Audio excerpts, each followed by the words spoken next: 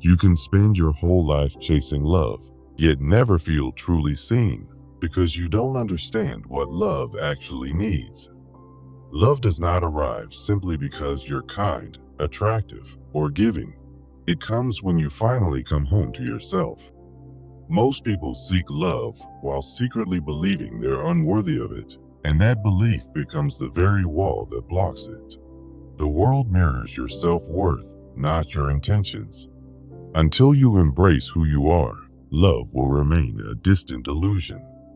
Deep down, many of us are wounded, not because others rejected us, but because we abandoned our own emotional truth.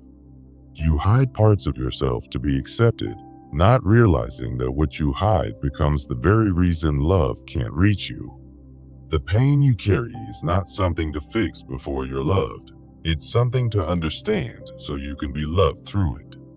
No one can connect with you deeply if you continue to disconnect from yourself every time emotions feel too raw to face. You crave love, but avoid intimacy with your own fears, thinking love should heal what only self-awareness can transform. The truth is, you attract what you believe you deserve. And if you don't believe in your worth, neither will anyone else. Jung taught us that our relationships are mirrors of our inner world, reflecting wounds and shadows we've yet to face. In this journey, we'll explore how Jungian psychoanalysis can break these cycles, leading you to authentic love. Imagine a life where you attract connections that truly nourish your soul rather than ones that drain it. To get there, we must first understand the unconscious as a repository of hidden pains from childhood and beyond. Jung's concept of the self-archetype represents your true, integrated essence, wholeness waiting to be uncovered. Through the process of individuation, you'll confront your shadow, those repressed parts of yourself that influence your choices in love. By the end of this, you'll have a clear path. Identify your root wound, recognize your soul's value, differentiate true connections, cultivate self-love, and shatter self-sacrificing beliefs. Let's dive in and uncover the wound that makes you love someone who can give you nothing. Often, our deepest romantic patterns stem from childhood emotional deprivation, where love felt conditional or absent. Jung described this as a complex, an unconscious emotional charge that drives us to repeat painful experiences. For instance, if your parents were inconsistent with affection, you might unconsciously seek partners who mirror that neglect. This is projection at work, Jung's idea that we project our unmet needs onto others, hoping they'll fill the void. Picture projecting your idealized animus or anima, those inner masculine or feminine archetypes, onto someone who can't truly embody them. The result is a cycle of attraction to unavailable partners, leaving you exhausted and unfulfilled. These patterns block your individuation, keeping you stuck in psychological stagnation as you're mourned.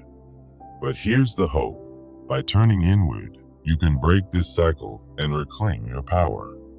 Now, let's recognize the signs that your soul is special, far beyond what you've been led to believe.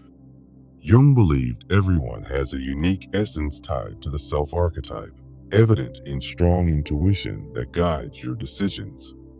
You might feel this as a gut instinct that knows when something's off in a relationship, pulling you toward authenticity.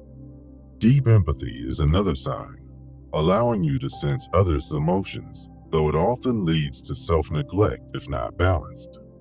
Your natural creativity, like bursts of inspiration or artistic expression, is a pathway to individuation, as Jung noted.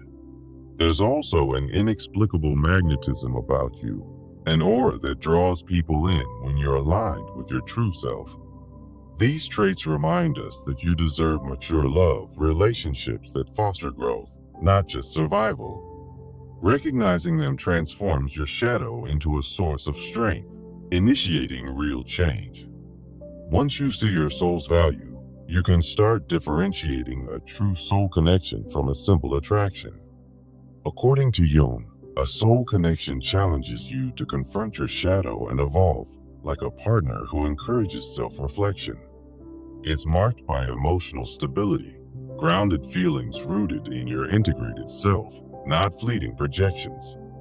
In contrast, superficial attractions are driven by the ego's illusions, intense but short-lived, often mistaking physical chemistry for depth. You might attribute this to unintegrated anima or animus dynamics, where you're drawn to projections rather than reality. To navigate this, try a practical exercise, a 3-level emotional journal to build self-awareness. First, document your initial feelings about someone, like that rush of attraction. Next, reflect on unconscious patterns. Does this person remind you of your childhood wounds? Finally, assess if it aligns with yourself. Does it push you toward individuation or pull you into old cycles? Practice this daily and watch how it clarifies your choices in love. True connections start from within, which is why loving yourself completely is the next crucial step. Jung defines self-love as part of individuation, accepting your darkness, the shadow, without judgment. This means embracing your flaws and setting boundaries that honor your needs, viewing it as a spiritual practice. When you love yourself fully, you raise the standard for relationships, attracting partners who respect your wholeness. It naturally filters out mediocre loves, reducing projections and codependency that once held you back. Try a mirror work ritual. Stand before a mirror and affirm, I embrace my shadow and honor myself. Combine it with journaling to track your progress, turning self-love into a habit. Yet, many still cling to the belief that to be loved, you must sacrifice yourself, a notion Jung would call part of the collective shadow. This belief often originates from upbringing, where love equaled sacrifice, reinforced by parental models. Culturally, archetypes like the self-sacrificing mother perpetuate this in the collective unconscious. The consequences are dire: codependency, loss of identity, and spiritual depletion that blocks individuation. Instead, Jung proposed love as a mutual exchange with boundaries to protect yourself and foster balanced giving. To break free, create a yes/no list of non-negotiables, like refusing emotional unavailability. Practice assertive communication through role-playing scenarios, expressing your needs honestly. This new framework empowers you to attract relationships that truly nourish your soul. As Carl Jung taught, healing isn't about loving less, but loving right, the right person in the right way.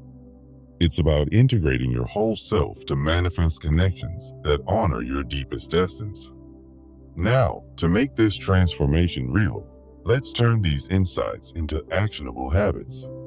Start with a 30-day journal.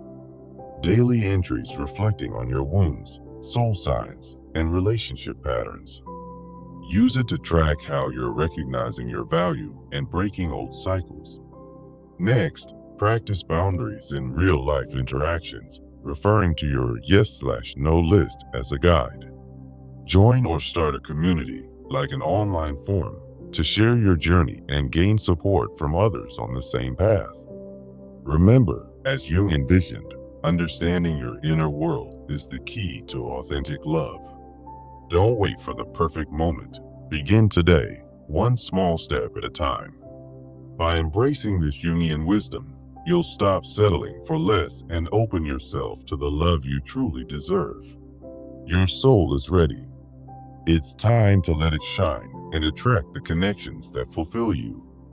Thank you for joining this exploration. Now, go forth and transform your world of love. Imagine you're trapped in a loop of relationships that leave you empty, always chasing the same unavailable partner. Why do we keep repeating the same kind of love that harms us? This question isn't just a fleeting thought. It's at the heart of Carl Jung's psychoanalysis, where the unconscious mind reveals our deepest patterns. Jung taught that our inner world shapes every connection we make, and until we confront it, we're doomed to repeat the same painful cycles. Today, We'll explore a transformative journey based on his ideas, starting with the unconscious as a repository of wounds from childhood and a collective unconscious. Think of the archetype of the self, Jung's vision of your true, integrated essence that represents wholeness and authenticity. Through the individuation process, we face our shadow, the repressed parts of ourselves, to achieve real growth and meaningful love. Jung viewed love not as external validation, but as a mirror of your inner reality. By the end of this, you'll have a clear path. Identify your root wound, recognize your soul's unique value, differentiate true connections, cultivate self-love, and break self-sacrificing beliefs. Let's dive in and uncover how this framework can free you from mediocre love. At the root of it all is the wound that makes you love someone who can give you nothing. Often, this stems from childhood emotional deprivation, where inconsistent love from parents plants seeds in your unconscious. Jung described this as a complex, an emotional pattern that drives you to seek validation from others, mirroring your shadow. For instance, if you grew up with neglect, you might unconsciously attract partners who echo that distance, perpetuating your pain. This is projection at work, where you project unmet aspects of yourself onto others, like an idealized image from the collective unconscious. Women might project onto an animus figure, a man who seems perfect but is ultimately unattainable, while men do the same with the anima. The consequence is a cycle of exhaustion, where you're drawn to people who can't fulfill you, blocking your path to individuation. Picture someone always choosing partners who are emotionally distant, just like a critical parent from their past. Jung would say this stagnation keeps you from your true self, trapped in psychological patterns that demand confrontation. But there's hope. By turning inward, you can break this cycle and uncover the true nature of your soul. Now, let's recognize the signs that your soul is special, drawing from Jung's positive archetypes. One sign is strong intuition, that gut feeling guiding your decisions, connected to the collective unconscious. Another is deep empathy, where you sense others' emotions intensely, though it often leads to self-neglect if your shadow isn't addressed. Natural creativity is a key indicator, like spontaneous bursts of art or ideas that signal your path to individuation. You might also have an inexplicable magnetism, an aura that draws people in when you're aligned with yourself. These signs remind us that we deserve mature love, relationships that foster growth, not just survival. Embracing them transforms your shadow into a source of strength, as Jung believed. Once you see this value, you can start differentiating a soul connection from simple attraction. True soul connections challenge you to confront your shadow and evolve, like a partner who encourages self-reflection. They bring emotional stability, grounded in yourself, rather than impulsive projections from the unconscious. In these connections, people mirror both your light and your flaws, fostering mutual growth through honest interaction. On the other hand, superficial attractions are often ego-driven illusions, as Jung warned, fueled by unintegrated anima or animus dynamics. For example, mistaking intense physical chemistry for a deep bond can lead to short-lived infatuations that fade quickly. To avoid this, try a practical exercise: a 3-level emotional journal. Level 1. Document your initial feelings, like the spark of attraction. Level 2. Reflect on unconscious patterns, asking if this person reminds you of past wounds. Level 3. Assess alignment with yourself. Does this push you toward individuation? Practice this daily to build self-awareness and make wiser choices in love. Remember, true connections start from within, which is why loving yourself completely is the foundation. When you love yourself completely, you avoid mediocre loves, as Jung's individuation process emphasizes. Self-love means accepting your darkness, the shadow, without judgment, and respecting your own needs with firm boundaries. It's not narcissism. It's a spiritual practice that integrates your whole being. The positive consequences are profound. It raises your standard for love, attracting partners who honor your wholeness. This self-love naturally filters out codependent relationships, reducing the projections that once held you back. To build it, try a mirror work ritual. Stand in front of a mirror and affirm, I embrace my shadow and honor myself. Combine this with journaling to track your progress and watch how it transforms your interactions. Yet, many still cling to the belief that to be loved, you must sacrifice yourself, a cultural norm Jung would call part of the collective shadow. This belief often originates from upbringing, where love equals sacrifice, was modeled by parents, reinforcing your inner wounds. Culturally, archetypes like the self-sacrificing mother perpetuate this in the collective unconscious, leading to loss of identity. The consequences are devastating. Codependency drains your spirit, blocks individuation, and breeds resentment in relationships. Instead, Jung offers a new framework, love as a mutual exchange, with boundaries that protect yourself. In this balanced approach, giving and receiving flow equally, allowing for authentic connections. To practice, create a yes/no list of non-negotiables, like refusing emotional unavailability, and use it in daily life. Role-play assertive communication scenarios to express your needs honestly, as Jung advocated for self-expression. By breaking this belief, you open the door to relationships that truly nourish you. As we wrap up, remember Carl Jung's wisdom. Healing isn't about loving less, but loving right, the right person, in the right way, with the right soul. It's about integrating your whole self to attract connections that support your growth. Now, it's time for action. Turn these insights into habits for lasting change. Start with a 30-day journal. Daily entries reflecting on your wounds, soul signs, and relationship patterns. Practice setting boundaries using your yes/no list in real interactions to protect your energy.